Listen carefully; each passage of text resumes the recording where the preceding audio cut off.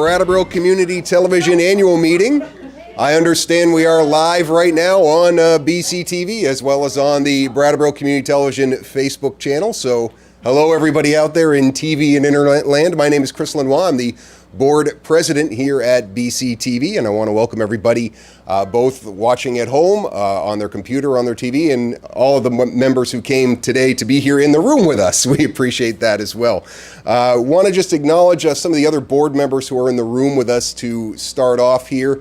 And let's see, I see Pauline Dean in the back there, and she is taking your ballots. If you hadn't voted online or hadn't voted right when you came in the door, then go see her because we're going to close the polls pretty shortly. Live TV, gotta love it. We also have Martin Langeveld here, who has been a longtime board member, and we are expecting other board members to be coming in as well as this day goes on. And I'm also supposed to tell you where the restrooms are if you've never been on this floor. If you walk out this door and to the hall, all the other way at the other end of the hall, you'll see the restrooms there. You at home, you're on your own as far as finding your own restrooms. But for the people here in the room, that's where you go to get it, right? In previous years, we've done this annual meeting in conjunction with Producer Awards Night, and we're doing it a little bit differently this year by separating the business of the annual meeting from the Producers Awards. And one of the reasons we did this was, well, we had a couple different reasons. One was to put the emphasis more on the business of BCTV, and that was one of the reasons we wanted to have this on Facebook Live. If people have comments or have questions during the meeting and they aren't able to be here, by all means, please post them. We have somebody watching our Facebook page, and we'll have a members' comments portion later on. But I do want to encourage anybody in the room for making a comment or asking a question as well, if they have one at any time as we go through some of the things that we're going to be going through. The other reason too is to spur more input into the actual business of Brattleboro Community Television versus the Producers Awards, and this does include joining the board. If anybody is interested in joining the board, we have a couple of members rotating off, and even though some of us are standing for election, we'd love to have more input at all levels. I mean, really, what we look at as a board is what you all want to see the TV channels become, what you want to see the website become, and all the social media channels. So the more input we can have into those things, the more direction you give us as a board. Another change that we're trying to make within the board structure is to be more responsive to things that people want to see happen here. And we're trying to do less full board meetings and more committee work in a way that we can be a little bit more nimble and responsive to things we hear. So if you're interested in hearing more about that, happy to talk to you about it as it goes on. But want to thank everybody for being here. I believe that's all that I need to say for now, other than welcome our Executive Director, Cor Trowbridge, up here to give the State of the Station report. Was I supposed to hit this? Okay, so I'm Cor Trowbridge. I'm the Executive Director here at BCTV, and welcome everybody. Thanks so much for coming. I know this is, slightly less appealing than the Producer Awards Night just because it's a little less colorful, but we felt like we were a little bit shortchanging this part of the meeting, and we really want to be able to have this be a forum for people to hear about what's really going on with BCTV and to be able to comment and ask any questions. So I'm really glad for this opportunity to spend some time on this part of the station. And I'm giving what we've come to call the State of the Station address. And I'm thrilled to be giving it to everybody on Facebook.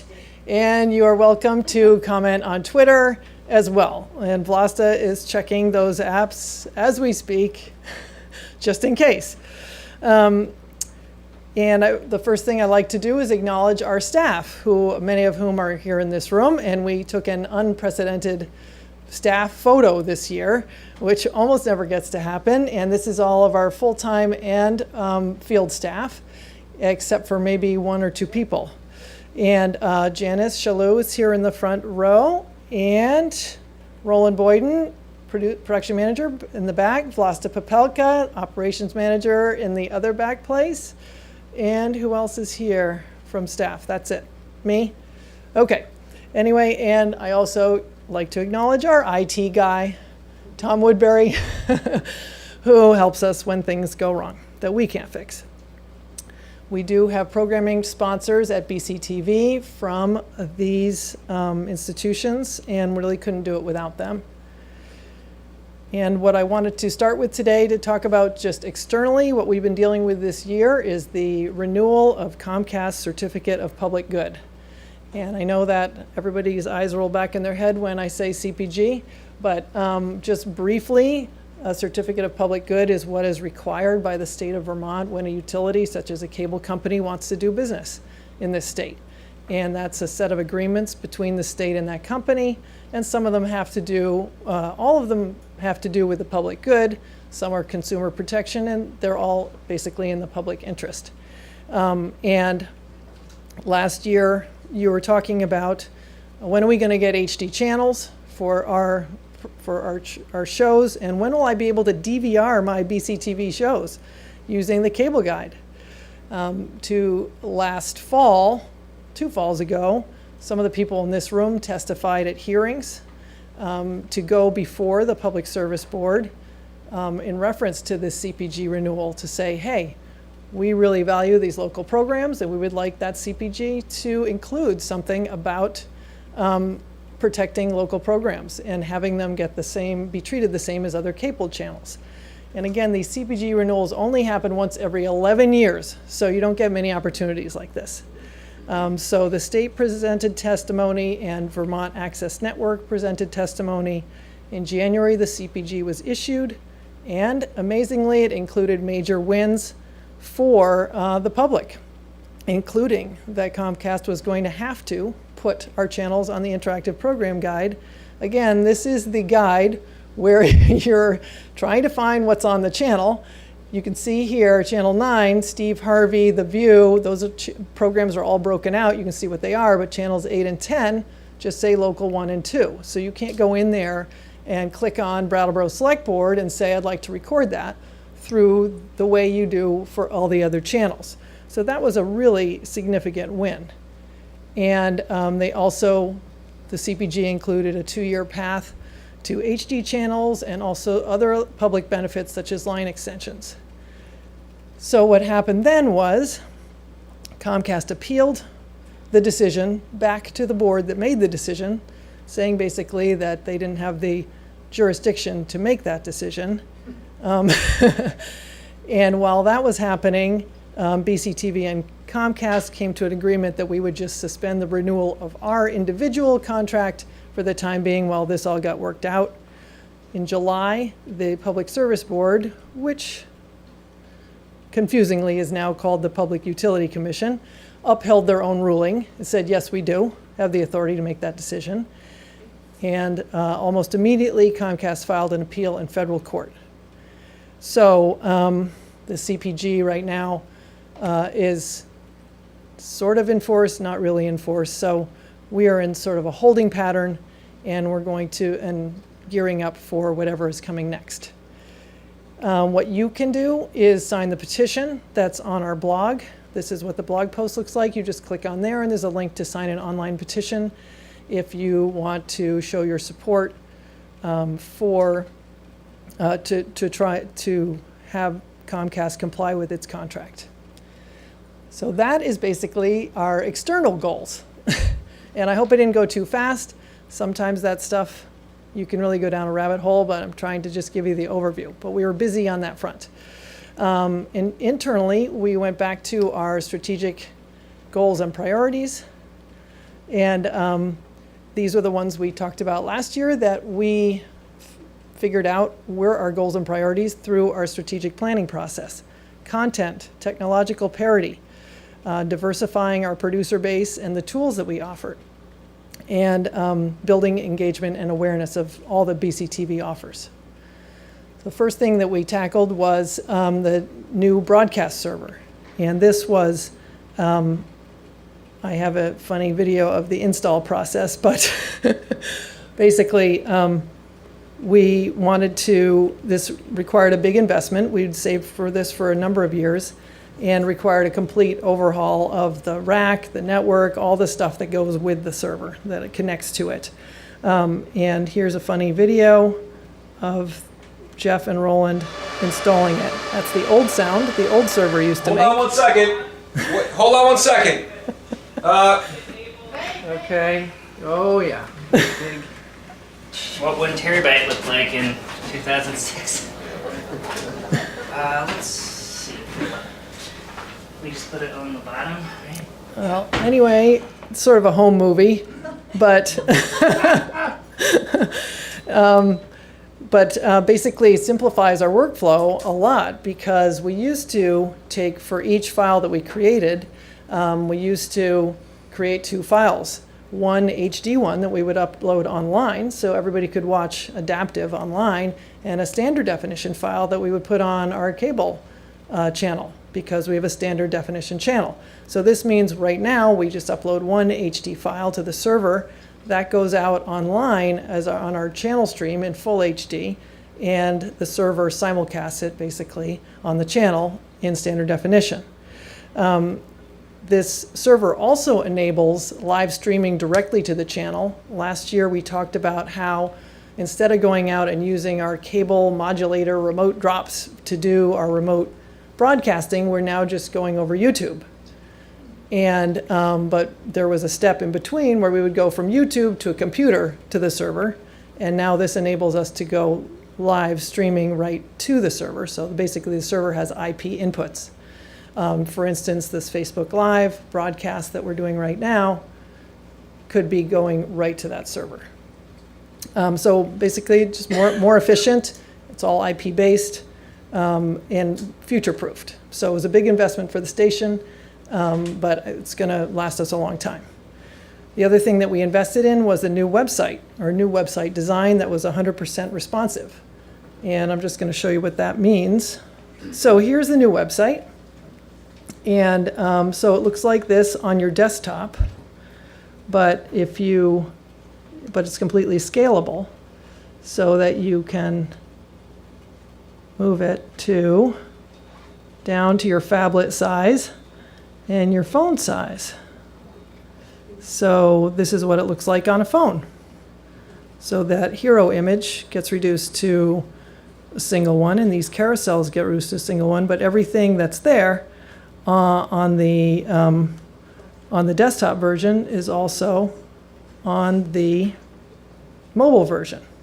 We also added a side menu that's mobile friendly, and a bunch of other things that I don't have time to show you, but please click around on that. The other thing about it is that it was a website design that is managed by a group of stations. So it's not just BCTV's website, it's a design theme that is managed by stations as big as Manhattan and smaller than BCTV's, so that those stations with a lot of money can put money into development of new features that our BCTV users, producers, users of the website will benefit from.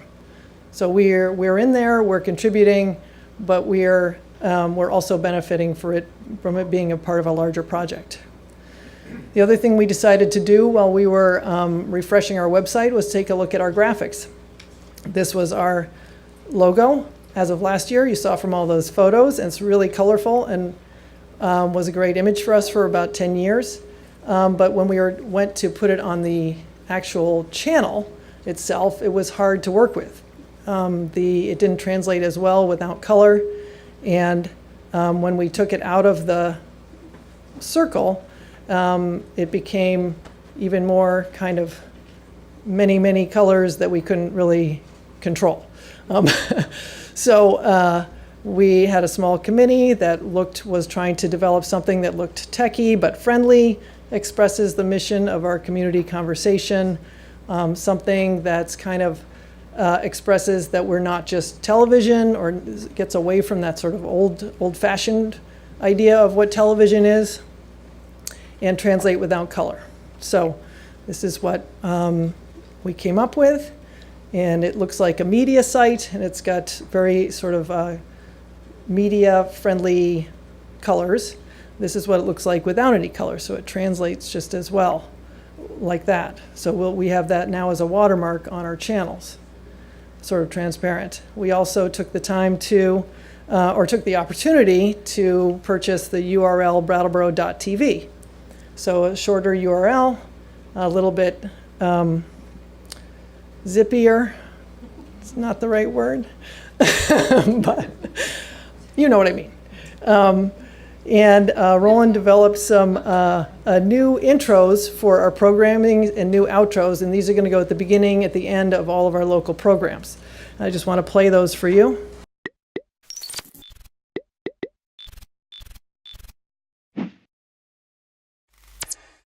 So that's going to be at the beginning of our shows and includes our tagline. And here's this will go at the end.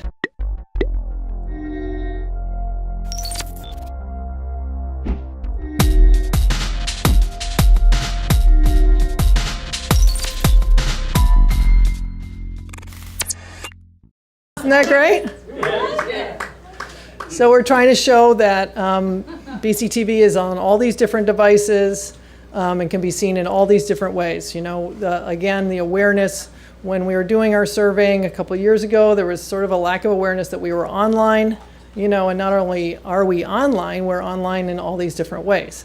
So we're trying to build that into sort of our messaging however we can.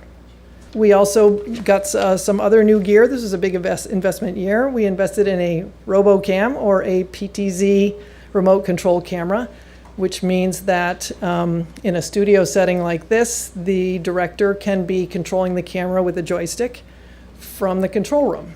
And in situations when there's an 11 p.m. select board meeting, Tim Wessel, that if the volunteers have gone home, which is perfectly reasonable for them to do, the director can still operate the camera. So we'll be getting a few more of these.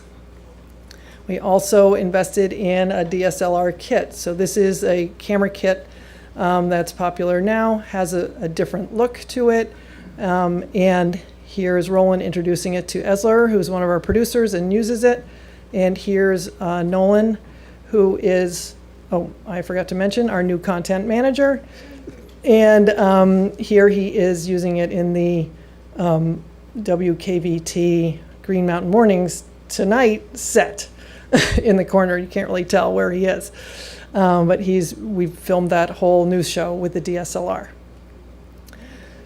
Finally, we replaced all of the edit suites and added a third full-time producer suite. And actually our editing hours have just jumped like crazy from people using that. And Roland did a little intro to this when he set them up. So I'll just play that.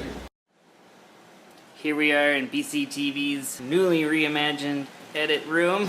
Brand new edit suite here, completely redesigned. Getting ready to make way for 4 brand new 5K iMacs to help our editing process in Premiere. We'll have one here, one here, one here, one here. So those have been working out really well, a lot faster, and really letting people get done what they need to do. So what has that all added up to, all that investment?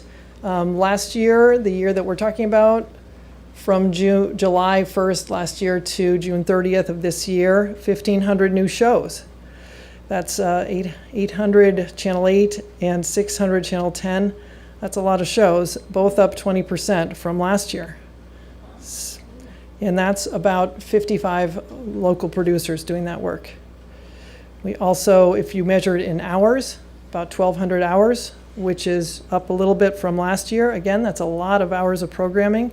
Channel 8, you have more programs with fewer hours. Channel 10, fewer programs, longer shows. A lot of those are meetings. And on our YouTube channel, which is also Brattleboro TV, we are up to about 300 views a day. And on our website alone, it's 200 visits a day. A lot of people just Google the videos and they come up either on our website or on YouTube. The videos are the same. It's the YouTube video is embedded in our website, so it's all the same video, however people get to it. That's another thing that we've tried to do. And a huge milestone for us was that our Strolling of the Heifers Parade broadcast was live on Vermont PBS's main channel in June. Very exciting. And that was really really a big deal. The whole thing went seamlessly, so I was very, very proud of our staff and our crew. We also took home an award for the Best of Mixed and Transmedia Student Division from the National Alliance for Community Media. You can see that this kid is working in Minecraft, if anybody's familiar with that. Minecraft was part of the video, as was the stop motion animation. This year, the video campers created profiles of the paranormal. So we'll see what happens with that. And what should you be looking for next year? We are going to be getting software that is going to allow people to be able to make reservations for the facilities and equipment online. And basically, we'll be rolling it out slowly. Staff just at first will be sort of using our old and new systems side by side. But this, we're hoping to attract a kind of producer who wants to do everything online, wants to do things that way, and also allow us to do really accurate record keeping. And some more camera upgrades, Ian. Finally, the other half of this meeting that we usually have is going to be Thursday, November 2nd at 118 Elliott, and that's going to be our producer awards party. And we're going to be kicking off a new award this year on Community Media Day. We'll be sending around our top viewed videos that people will be able to vote on, and we'll come up with a People's Choice Award. So a new category of award chosen by the people, which I'm excited about. So again, trying for that engagement, getting it out there, letting people see all the great content that you're creating, and having them say which one they like the most. And because I'd like to be John Oliver in another life, I am able to just say, and now this. But what I really am doing is introducing Roland Boyden to show us the new outreach video.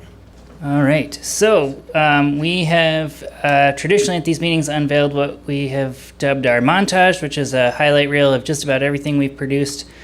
And for those of you out on Facebook, since Cor doesn't have a mic, this is the first showing of this, so we are going to take your feedback, and since you're about to hear my voice, since I also narrate it, I won't do any more talking. I will just fire it up here.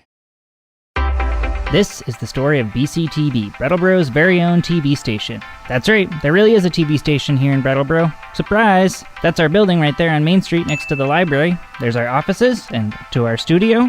And if you want to watch us, you can tune in on Channel 8, our public channel, or Channel 10, our government and education channel, on Comcast and Southern Vermont Cable from any of the towns we serve, which is, got a pen handy, Brattleboro, Vernon, Guilford, Dummerston, Putney, Newfane, Townsend, and Jamaica. Or you can find all our videos online at brattleboro.tv, which of course you can do from pretty much any town in the world, so I won't even try and list them all. And BCTV isn't some rinky-dink operation either. Every year we produce over 1,000 hours of new, completely non-commercial content, which is a lot when you think about it. Just to put that in perspective, you could watch every single season of Game of Thrones 20 times through before you could watch every local show produced at BCTV last year. So how do we do it? Well, unlike other TV stations, we're a community media center, also known as a public access station. So while we do have a small and extremely committed staff helping to produce some of our content, many of our shows come from people who live right here in the community. Meaning you could walk into BCTV today and start making videos that'll end up on TV. And because BCTV is, at its core, free speech television, you don't need to pitch us on your ideas to get it on. There's no boardroom of executives, no advertisers, no rating systems. Come in with your ideas and we can have you creating content in under an hour, offering you the video equipment and tech support you need along the way. So that's how it starts. People like you walk into the station with an idea. And once you've got the gear and the training, you can pick anything you want to record.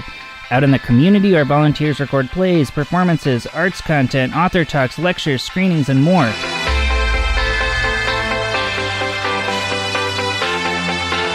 Well, up in our studio, they produce everything from talk shows to live music to news broadcasts and everything in between.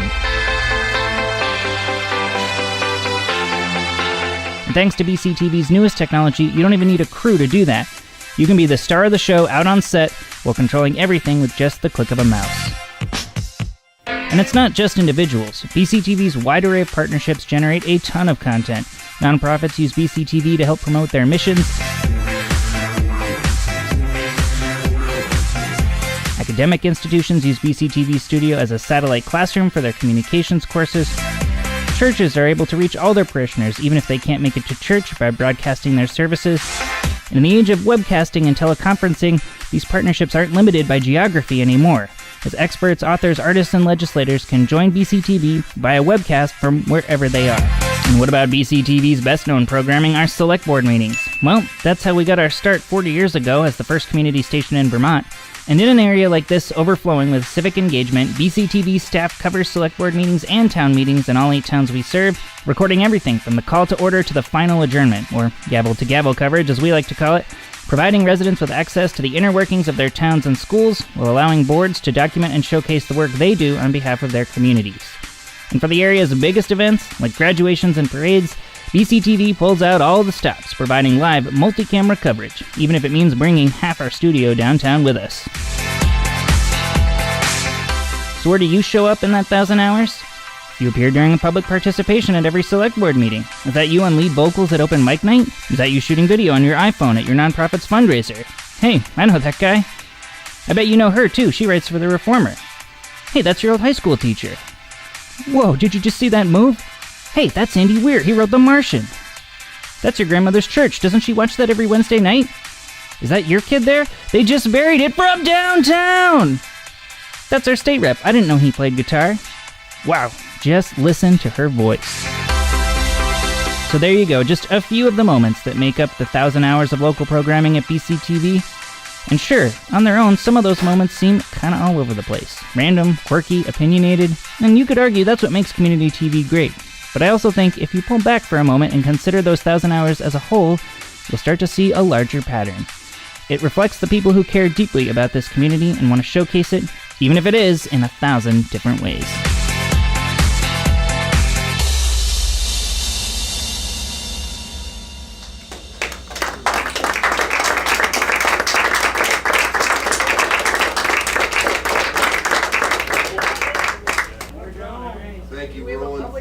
Everybody in this room and everybody watching at home who contributed to that, which is probably everybody. I mean, whether you're a viewer, whether you're a producer, whether you're a volunteer in some way, shape, or form, you've had a hand in what goes on here at BCTV and what goes on those channels. And TV is anything but passive when it's community television. That's my takeaway from that video. I mean, really incredible stuff there. This is the portion of the meeting where we do want to ask you what your comments are or questions you might have. We have Vlasta back there monitoring the Facebook Live feed and the Twitter feed. If people want a comment or ask a question from there, she'll raise her hand and put it up there. But obviously, anybody in the room here, anything that you want to contribute to the meeting tonight. And we do have an audience mic. Yes, everybody will know the. Would you go up to the audience mic, please, sir? And say your name so everybody knows who you are.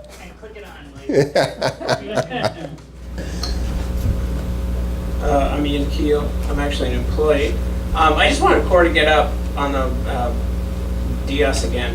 Give me some details about the Strolling and Heifers PBS thing, like how that came together, and then just a wee bit of the tech. Like, did they literally just hook up did you just run your feed into their equipment? Because, like, don't keep your light under a barrel. I didn't know about that. It sounds really interesting. Oh, that's great. Yes, really super excited about that. And what happened was one of the other public access stations in Burlington, one of the executive directors there went to work for Vermont PBS as the content person there. So then there became a bridge between Vermont PBS and our stations. And one of the things that he's interested in doing is getting more local events, especially not from Southern Vermont, on the station, on their channel. And so he wanted to pick sort of an iconic event from Brattleboro. And so he picked Strolling of the Heifers. And they had looked at our previous work for that parade. We're happy with that. And what they did was they pulled that satellite van up to Key Bank, parked in the little sort of turnaround or the teller area, or the drive-in teller area right in front of that. They had come down before and sighted it to make sure their satellite could get the right aspect. And then we thought that we were going to be running a cable all the way from our broadcast tent, which was down by the river garden, all the way down the gutter to Key Bank. Not that we haven't done that before. So we thought that's what we were going to be doing, but instead they just took this high-powered streaming device, Teradek thing, and they just put it up and streamed it that way, wirelessly. Roland, did I get that right? To their van. To their van. And then out from there via the giant satellite. Right, so they streamed it to their van wirelessly and then out on the satellite. So it was really exciting. More potential partnerships? Yes, we've discussed potential partnerships. Vermont PBS has several channels. They have like 1, 2, 3. Jump in, anyone, if I've got that wrong. But they have a number of channels. So they might pull some of our stuff for some of the... This is the first... This was their main I channel. didn't know about this, and this is the first time. It's on the front cover of that annual report, Ian. Without a caption. That's how much it means to me. Okay. Thanks, that's all I wanted to know. Just a little bit. Okay. Why don't you stay here in case I'll people stay have here. questions that you would answer versus me. Other comments, other questions? Anything from the online audience? Well done online. Okay. Anybody just want to make a comment on their experience at BCTV? I got a couple of some producers here in the room. Or ask a question about how can I do more, anything like that. Well, as a brand new producer. Would you mind? Thank Yeah, you. sorry, Wendy. We're big into audio. That's as bad You can as tip seeing that down myself toward on a you, too. monitor. Sorry. Well, as a very new producer on the show, You can hold it. who doesn't know much about any IT stuff whatsoever, I've done 4 shows, and I just have to say that everybody's been so fabulous and supportive and helpful. And I ask a lot of stupid questions, and they give me really good answers. And the time in the studio has been great. Everything has worked out really well. And it's just a wonderful environment to be in, not only because of the support, but just because of the goodwill. So I'm really glad to be here, and it's been really fun as well, which is great. So thanks. Other feedback? Other questions? If something, oh, please. I'm Alfred New. I produce a weekly show for our St. Michael's Catholic Church, and it's gone from running a videotape from the church down into the server to me being able to take the file home and send it through the internet, log it to the server, and it's all 21st century now. Cor and everybody here has been really supportive because it's really important to us to get the show on the same day, to have a show out play during the week, and you know, we've hit plenty of bugs, but it really, the support here has been fabulous, and just really appreciative of that. I also do some live music videos, one of which showed up in there a little bit. All the support staff in terms of equipment and the tech side of things is just great.